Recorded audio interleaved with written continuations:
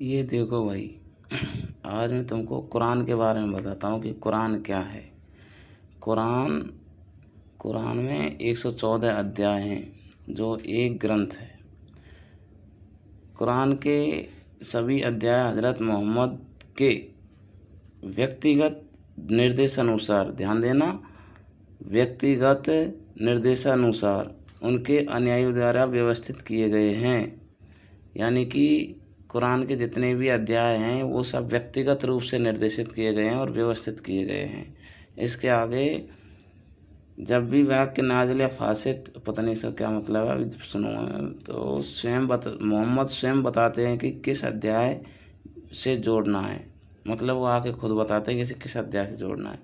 666 आयतें, 6666 इसमें आयतें, 200 आयत विधिक सिद्धांतों से संबंधित हैं और 80 आयत पारिवारिक विधि से संबंधित है, जिसमें मेहर, तलाक, विवाह वगैरह।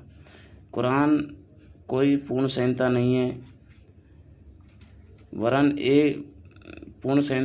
वरन संहिता के रूप में नहीं है, उन खंडों में प्रकट हुई है।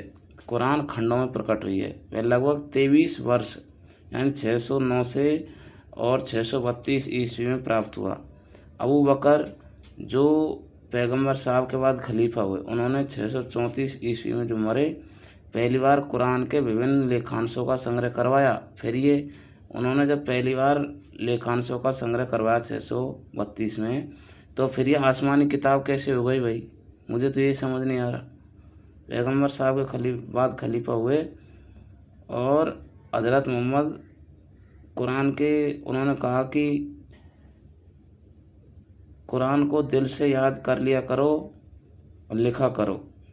इसलिए मुसलमान इसे पवित्र किताब से इतना प्रेम और लगाव है। अब बताओ, ये है भाई कुरान की असलियत। हाँ, अब इस कुरान के बारे में कहते हैं कि कुरान पवित्र किताब है, कुरान फलाना है, कुरान ढमका है। मैं तो समझता हूँ कुरान तो कुछ भी नहीं है, ये तो एक इंसानी किताब है जिसमें स्पष्ट लिखा हुआ। ये तो मैं नहीं कह रहा, ये तो किताबें ही बता रही हैं। हाँ, क्या है कुरान?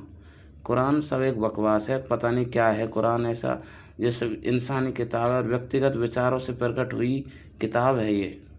इसलिए भैया, अब आप ही बता सकते हो क्या है कमेंट में मुझे कि कुरान है क्या? कुरान क्या है मुझे बताना ज़रूर।